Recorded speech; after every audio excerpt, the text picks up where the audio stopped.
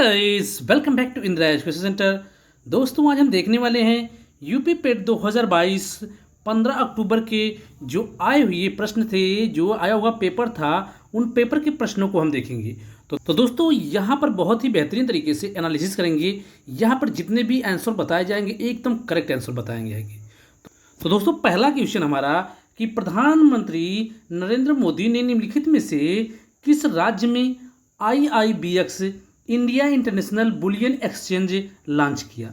तो दोस्तों, आपका राइट आंसर है गुजरात। किस राज्य में? तो गुजरात में नरेंद्र मोदी ने IIBX को लॉन्च किया था। तो नेक्स्ट क्वेश्चन हमारा कि निम्नलिखित में से किस देश ने अगस्त 2022 में ताइवान के पास अपना अब तक का सबसे बड़ा सैन्य अभ्यास किया था? तो दोस्तों, यह हम लोग सभी जानते हैं कि ताइवान के पास कौन युद्ध कर सकता है या कौन युद्धाभ्यास कर सकता है, तो वह है आपका चीन।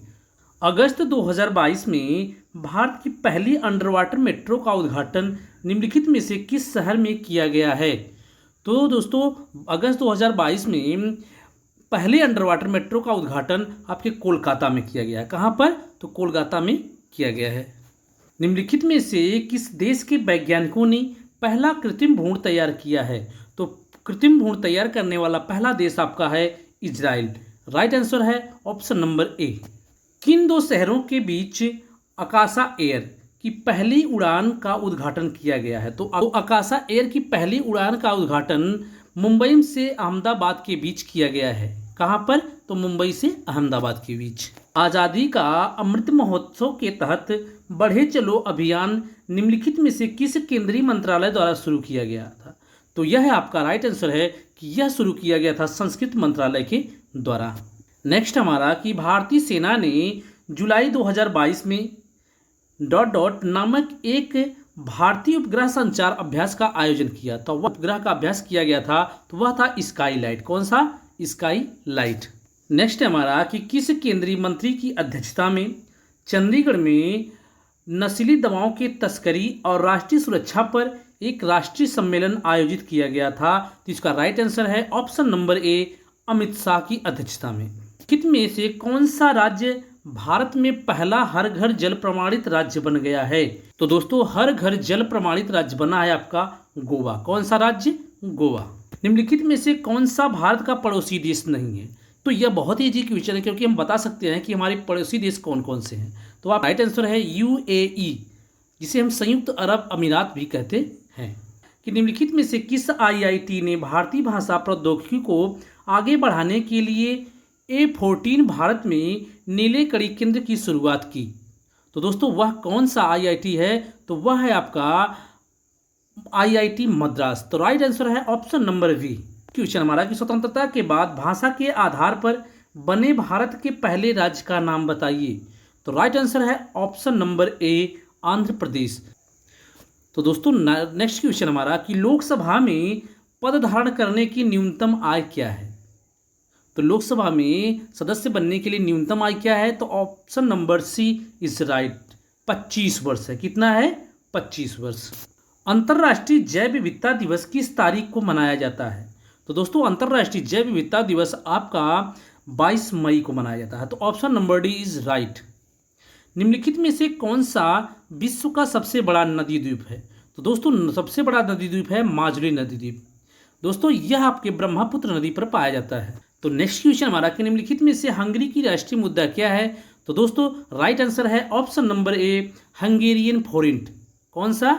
तो हंगरी की राष्ट्रीय मुद्रा है हंगेरियन फोरिंट। अंतर्राष्ट्रीय ओलंपिक समिति का मुख्यालय कहाँ है? अंतर्राष्ट्रीय ओलंपिक समिति का मुख्यालय आपका स्विट्जरलैंड में है। Option number D is right. निम्नलिखित में से किसने प्रसिद्ध पुस्तक पावर्स ऑफ द माइंड लिखी है? तो पावर्स ऑफ द माइंड किसकी पुस्तक है? तो वह लिखी है आपके स्वामी विवेकानंद ने। Option number D is right. UNFCCC का अर्थ निम्नलिखित में से क्या है? तो दोस्तों, राइट आंसर है option number D, United nation framework convention on climate change. नौटंकी निम्नलिखित में से किस राज्य का लोक नृत्य है? तो दोस्तों, यह सभी को पता है कि नौटंकी कहाँ का लोक नृत्य है। तो वह आपका है उत्तर प्रदेश का। और एक नृत्य है आपका कथक। जबकि कथकली केरल का है, लेकिन कथक क्या है आपका यूपी का है। तो नौटंकी भी कहाँ का है, तो उत्तर प्रदेश का। ऑप्शन में से किस स्थान पर प्रथम बौद्ध संगीत का आयोजन किया गया था। तो दोस्तों प्रथम बौद्ध संगीत का आयोजन आपका राजगीर में किया गया था। कहाँ पर, राजगीर में किया गया था। जबकि दूसरी बौद्ध संगीत का आयोजन आपका वैशाली में हुआ था। तीसरी आपके पाटलिपुत्र में हुआ था, जबकि चौथी आपके कश्मीर में हुआ था। तो दोस्तों आपका इसका राइट आंसर है ऑप्शन नंबर सी, राजगीर में हुआ था। निम्नलिखित में से कौन सा वह व्यक्ति है जिनका नाम देवानाम्पिय प्रियदर्शी भी था। तो दोस्तों राइट आंसर है ऑप्शन नंबर डी, मौर्य सम्राट अशोक को देवानाम्पिय प्रियदर्शी भी कहा जाता था। संगमरमर पर पियत्रा या पित्रादुरा या रंगीन पत्थर की जड़ाई का काम किसके समय में हुआ था, या किसके समय में बहुत लोकप्रिय था। तो दोस्तों option number D is right, यह हुआ था शाहजहां के शासनकाल में। निम्नलिखित में से किस युग में तांबे का पहली बार उपयोग किया गया था। तो दोस्तों इसका राइट आंसर है कि तांबे का पहली बार उपयोग किया गया था ताम्रपाषाण युग में। भूदान ग्रामदान आंदोलन निम्नलिखित में से किसके द्वारा शुरू किया गया था। तो यह शुरू किया गया था विनोबा भावे के द्वारा। दांडी नमक यात्रा के दौरान निम्नलिखित में से किस सामाजिक कार्यकर्ता ने गांधी जी को आंदोलनों को केवल पुरुषों तक सीमित न रखने के लिए राजी किया था। तो दोस्तों यह कंफ्यूजन वाला क्वेश्चन है, तो इसको हम छोड़ देते हैं। यह जब क्लियर हो जाएगा तो इसको बता देंगे। दोस्तों नेक्स्ट क्वेश्चन हमारा कि जब ईस्ट इंडिया कंपनी की स्थापना हुई तब भारत पर निम्नलिखित में से किसका शासन था। तो दोस्तों राइट आंसर है आपका मुगल सम्राट। दोस्तों जैसा कि हम जानते हैं कि जब जहांगीर का शासन था उसी समय तो अंग्रेज पदाधिकारी मिलने आया था, और उसी समय जहांगीर के द्वारा ही क्या किया गया, कंपनी को स्थापित करने की अनुमति दी गई। सरकार के निम्नलिखित में से किस अधिनियम के कारण बंबई से सिंध प्रांत का निर्माण हुआ। तो दोस्तों राइट आंसर है आपका भारत शासन अधिनियम 1935 के द्वारा। प्रसिद्ध युद्ध का नारा चलो दिल्ली किसने दिया था। तो दोस्तों option number D is right, Subhash Chandra Bose ने दिया था। राष्ट्रवाद की पहली स्पष्ट अभिव्यक्ति निम्नलिखित में से किस क्रांति के साथ हुई है। तो दोस्तों पहली जो क्रांति हुई थी वह थी आपकी फ्रांसीसी क्रांति। Option number B is right.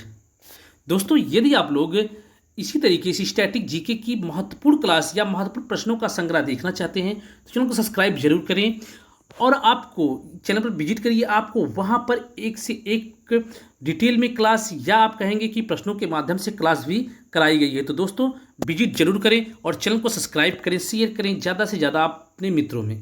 तो दोस्तों नेक्स्ट क्वेश्चन है कि निम्नलिखित में से भारत में अक्टूबर की गर्मी का मुख्य कारण क्या है। जो अक्टूबर में गर्मी होती है उसका मुख्य कारण क्या है। तो दोस्तों राइट आंसर है ऑप्शन नंबर डी, उच्च आर्द्रता से जुड़ा उच्च तापमान।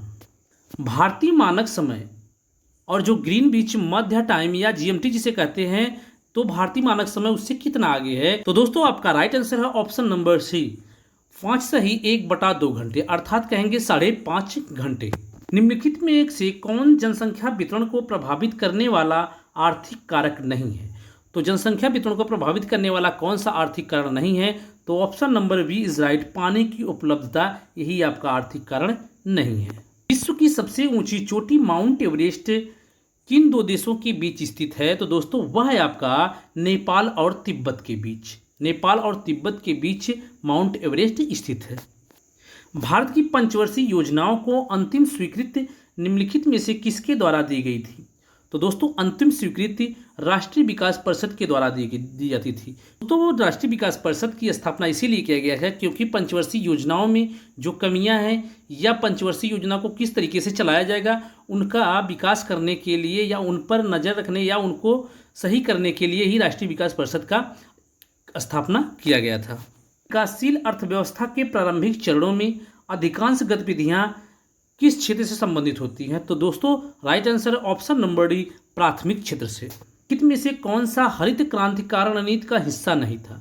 तो दोस्तों रासायनिक उर्वरक और पीड़कनाशी, यह सभी, सिंचाई, उच्च उपज देने वाली किस्म। तो दोस्तों यहाँ पर कन्फ्यूजन है, यहाँ पर 2 ऑप्शन सही हो सकते हैं क्योंकि यह सभी भी सही हो रहा है, या कहेंगे कि जो मुख्य कारण था वह था उच्च उपज देने वाली किस्मों के बीच। तो दोनों में से कोई भी सही हो सकता है। अब बोर्ड क्या माने या आयोग क्या मानता है। निम्नलिखित में से किस नदी को बिहार का शोक कहा गया? बहुत ही प्रचलित क्वेश्चन है। तो दोस्तों वह है आपका कोसी नदी। कोसी नदी को ही बिहार का शोक कहा जाता है। निम्नलिखित में कौन सा सार्वजनिक क्षेत्र का उपक्रम संसद के तहत एक विशेष कानून पारित करके स्थापित किया गया है? तो वह है आपका वैधानिक निगम। भारत की संघ कार्यकारिणी में निम्नलिखित में से कौन शामिल नहीं है? तो दोस्तों राइट आंसर है आपका राज्यों के मुख्यमंत्री शामिल नहीं है, जबकि उपराष्ट्रपति, प्रधानमंत्री और राष्ट्रपति शामिल होते हैं। निम्नलिखित में से कौन सा एक वाणिज्यिक बैंक नहीं है? तो दोस्तों राइट आंसर है ऑप्शन नंबर बी, सिडबी आपका वाणिज्यिक बैंक नहीं है। भारत में राष्ट्रीय विमानवाधिकार आयोग निम्नलिखित में से किस मंत्रालय के अधीन है? तो दोस्तों वह है आपका गृह मंत्रालय के अधीन, और गृह मंत्री वर्तमान में कौन है? तो अमित शाह गृह मंत्री हैं। निम्नलिखित में से किसी केंद्र शासित प्रदेश में उच्च न्यायालय स्थापित करने का अधिकार है? तो दोस्तों राइट आंसर है आपका ऑप्शन नंबर डी, संसद को यह अधिकार प्राप्त है। निम्नलिखित में कौन सा अनुच्छेद भारतीय संविधान में सर्वोच्च न्यायालय की स्थापना और गठन के बारे में जानकारी देता है, या कहेंगे कि किस अनुच्छेद में इसका वर्णन है? तो दोस्तों राइट आंसर है ऑप्शन नंबर बी, 124 अनुच्छेद में सर्वोच्च न्यायालय की स्थापना के बारे में बताया गया है। तो दोस्तों यहाँ पर पूछा है कि किसके पास मौलिक अधिकार को लागू करने की शक्ति है? तो option number A is right, सर्वोच्च न्यायालय और उच्च न्यायालय के पास मौलिक अधिकार को लागू करने की शक्ति है।